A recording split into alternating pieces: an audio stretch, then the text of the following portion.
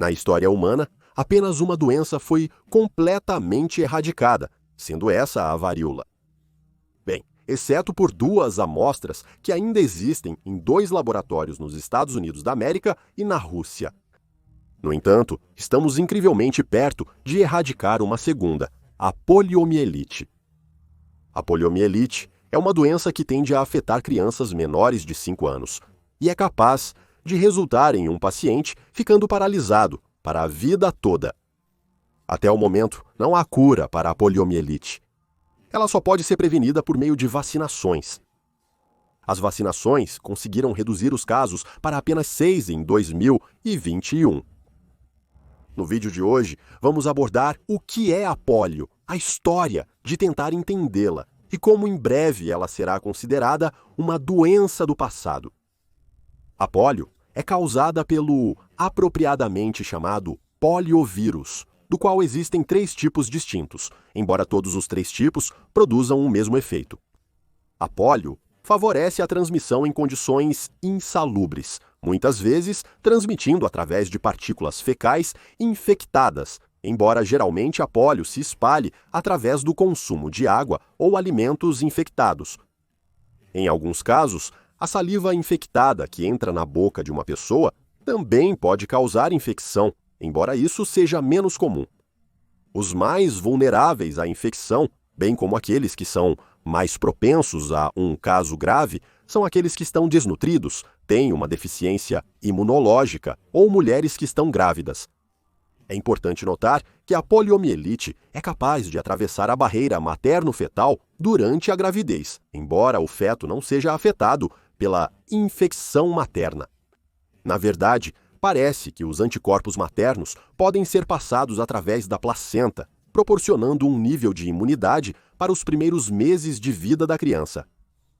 Uma vez que uma pessoa esteja infectada, o período de incubação geralmente será entre 6 e 20 dias. Em pouco menos de 3/4 dos casos, um paciente não apresentará sintomas, enquanto pouco menos de 1/4 dos casos exibirá apenas sintomas leves.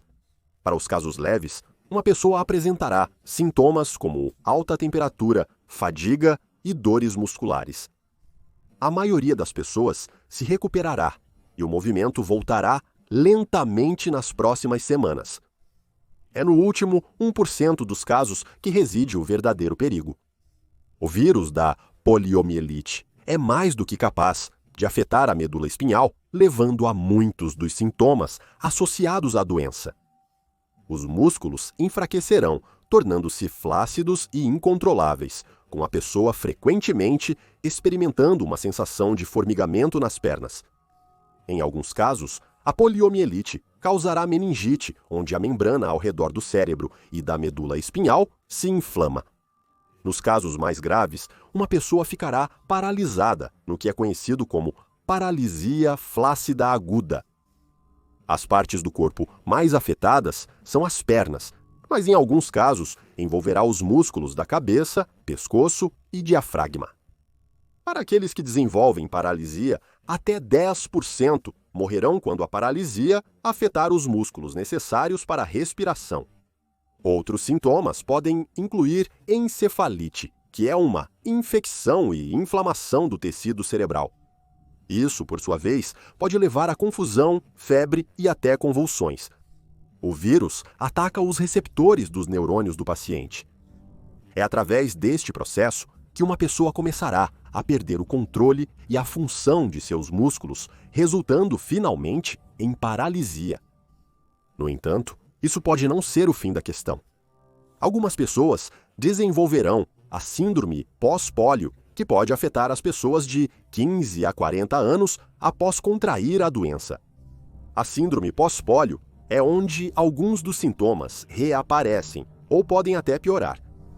Os sintomas incluem fadiga constante, fraqueza muscular e dor muscular e nas articulações. A síndrome pós-pólio não é muito bem compreendida. Não se sabe ao certo quantos são afetados, nem está claro o que causa a condição.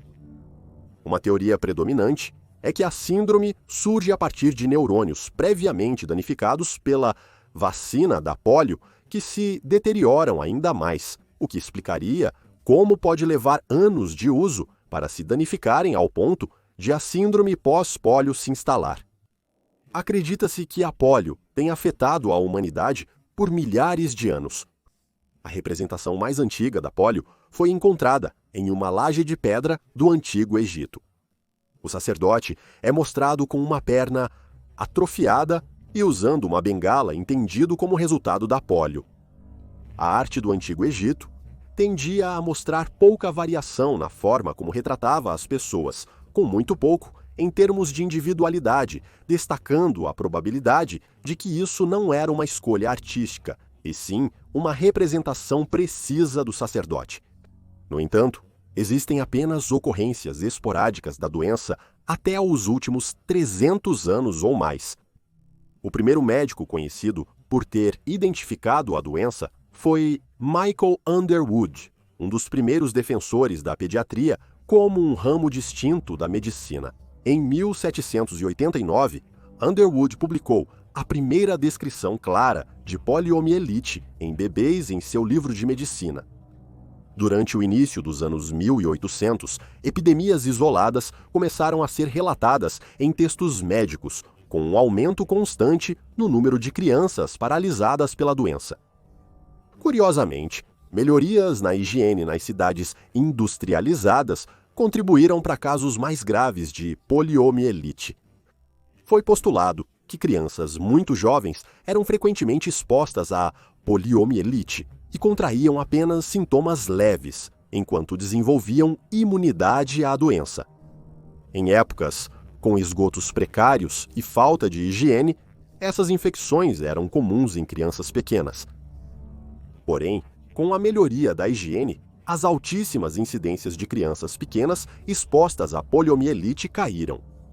Em pouco tempo, cada vez menos pessoas desenvolveram imunidade à poliomielite, resultando em uma exposição tardia à doença até mais tarde na infância, ou mesmo na vida adulta, quando a doença é mais propensa a assumir a forma paralítica.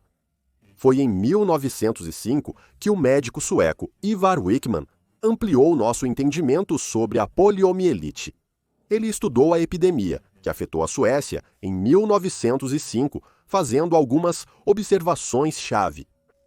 Ele observou que a poliomielite parecia se espalhar por contato físico, que se espalhava ao longo de ruas e linhas ferroviárias, e postulou que muitas das infecções ocorriam em escolas. Wickman afirmou que a poliomielite era uma doença muito contagiosa e que a gravidade dos sintomas varia de pessoa para pessoa.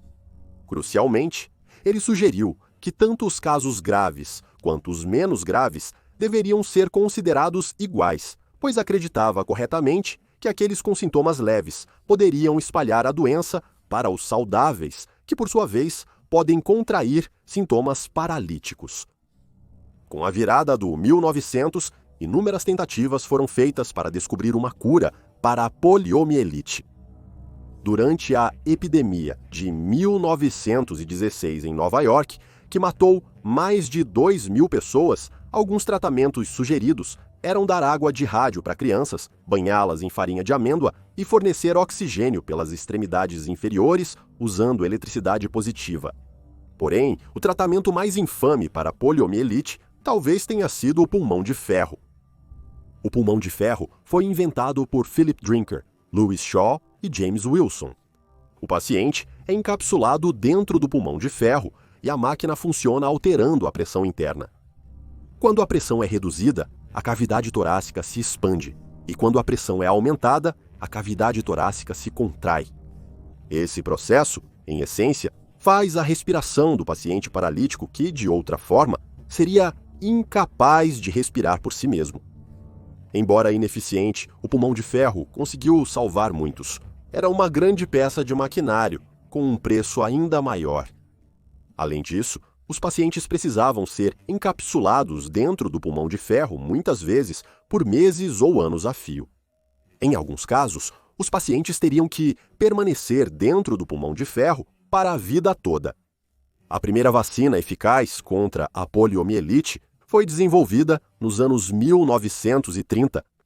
Maurice Brody desenvolveu uma vacina inativada, onde a medula espinhal de macacos infectados era triturada e tratada com formol, matando o vírus. Os primeiros testes das vacinas pareciam promissores, mas, quando 3 crianças desenvolveram poliomielite paralítica, após receberem a vacina de Brody foi retirada. Seriam necessários mais 20 anos para qualquer outro avanço em uma vacina. Em 1952, Jonas Salk e sua equipe, na Universidade de Pittsburgh, desenvolveram sua vacina contra a poliomielite. A vacina Salk foi testada e mostrou ser eficaz contra os 3 tipos do vírus. Embora fosse cerca de 70% eficaz contra o tipo 1 do vírus da poliomielite, também conhecido como poliovirus, tipo 1 era bem mais de 90%. Eficaz contra o poliovirus tipo 2 e poliovirus tipo TRUIs. Esta vacina se baseou no trabalho de Brody, usando um vírus inativo que havia sido tratado com formol antes de ser injetado. Esta não seria a única vacina eficaz contra a poliomielite desenvolvida nesse período. Albert Sabin acreditava que uma vacina com vírus vivo seria mais eficaz. Sabin já havia desenvolvido vacinas para a doença do sono, febre do mosquito e dengue. A pesquisa de Sabin sobre o vírus da poliomielite mostrou que o vírus era capaz de se reproduzir nos intestinos antes de atacar o sistema nervoso. Isso sugeriu que o vírus poderia ser cultivado em tecidos diferentes do tecido cerebral, permitindo métodos mais simples e baratos de desenvolvimento de vacinas. Sabin iria desenvolver uma vacina oral. Esta versão usaria uma sequência de poliovírus, que causava uma resposta autoimune, mas não parecia causar paralisia. Ele testaria a vacina primeiro em si mesmo, sua família e colegas, e ela acabaria sendo bem-sucedida em ensaios clínicos. A vacina foi implementada na União Soviética e depois para o mundo inteiro. No entanto, a vacina de Salk caiu em desuso devido ao que é conhecido como o Incidente Cutter. Em abril de 1955, o laboratório Cutter produziu cerca de 120 mil doses da vacina Salk sob licença. Mas a vacina continha o vírus da poliomielite vivo, que não havia sido corretamente inativado. O lote de vacinas Cutter foi rapidamente retirado, após casos de poliomielite serem relatados. Relataram-se cerca de 40 mil casos leves e 56 de poliomielite paralítica. 5 crianças morreriam tragicamente como resultado do erro, com processos e investigações sendo instaurados para descobrir o que deu errado. Devido aos riscos, a vacina de Sarpan tornou-se a vacina preferida para grande parte do mundo. Nos últimos anos, no entanto, avanços na produção da vacina resultaram em uma vacina contra a poliomielite inativada muito mais segura. É importante notar que a vacina inativada oferece melhor proteção contra a poliomielite paralítica, enquanto a vacina viva é mais eficaz quando usada onde a poliomielite ainda não foi erradicada, pois é melhor no controle da propagação da poliomielite e na interrupção de surtos. Atualmente, alguns países exigem vacinação contra a poliomielite antes de viajar, e muitos incluem essa vacina na imunização infantil de rotina. Também é importante notar que a imunidade contra uma das 3 cepas do vírus da poliomielite não confere imunidade às outras 2. Assim, vacinas foram desenvolvidas para cada cepa. Até 1999, a segunda variante do vírus da poliomielite foi erradicada, com a terceira variante seguindo o mesmo caminho em 2012. Hoje, existem apenas 2 países onde a poliomielite é endêmica, Afeganistão e Paquistão. Isso se deve, em parte, à crença de que a vacina contra a polio é um plano para esterilizar os muçulmanos. Um ponto de contenda foi a caça a Osama Bin Laden. A vacinação contra a polio foi usada como disfarce para a operação. Apesar de muitos dos líderes muçulmanos nessas regiões promoverem a segurança da vacina, ainda há alguns que são céticos, o que significa que o vírus permanecerá endêmico. várias pessoas ao longo da história também foram afetadas pela poliomielite, notavelmente o cineasta Francis Ford Coppola, o músico Neil Young e o presidente dos Estados Unidos Franklin D. Roosevelt, embora este último seja contestado. Roosevelt foi diagnosticado com poliomielite em 1921 e entende-se que sua determinação em encontrar tratamentos, curas e uma vacina desempenhou um papel-chave no desenvolvimento das vacinas. No entanto, a análise retrospectiva dos seus sintomas aponta para a síndrome de Guillain-Barré. Independentemente, Roosevelt fundou a Fundação Nacional para a Paralisia Infantil, que foi, em grande parte, responsável pelo desenvolvimento das vacinas. Embora a poliomielite esteja quase erradicada, ela deixou sequelas em muitos, não? Os danos que pode causar ao longo da vida, principalmente em crianças, são realmente preocupantes. A derrota do vírus da poliomielite é mais um testemunho do sucesso dos programas de vacinação que salvaram muitos. Embora seja importante lembrar que o vírus ainda pode ser detectado em países onde já foi eliminado há muito tempo. Em junho de 2022, o vírus da poliomielite foi detectado na rede de esgoto do norte e leste de Londres. O Reino Unido é considerado pela Organização Mundial da Saúde como livre de pólio, com baixo risco de transmissão devido ao alto nível de vacinação em toda a população. E felizmente este é o caso para grande parte do mundo. E sem dúvida, a polio será a segunda doença a ser eliminada do mundo. Esperamos que em nossas vidas